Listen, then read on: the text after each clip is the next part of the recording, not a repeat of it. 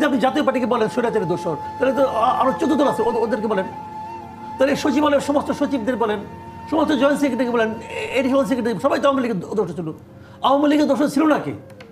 এই দেশে একটা সময় এমন ছিল, রাস্তা হাইটে গেলে 10 জন লোকের সঙ্গে ধাক্কা খাইতেন, ওই 10 জনের মধ্যে 11 জনই আওয়ামী লীগ করে ছিল। তো এই সময় তো ওই বাস্তবতাকে অস্বীকার করতে পারবে? আজকে তারা বড় বড় কথা বলে, তারা আওয়ামী লীগের ছায়াতলে ছিল না? সবাই ছিল। এখন যারা বিপ্লবী হয়ে গেছে সবাই ছিল আওয়ামী লীগের সঙ্গে, ছিল তো।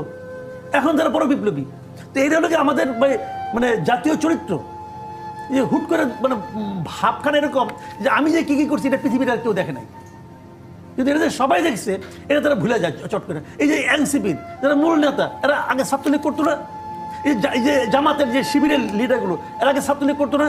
আশঙ্কা করি যে ছাত্রলীগের হইয়া যারা সবচেয়ে বেশি টর্চার করছে তাদের মধ্যে অনেকেই ছাত্র শিবির করতো।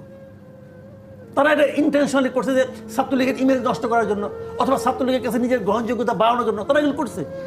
তাহলে তখন ওইটা আপনি ধরবেন না?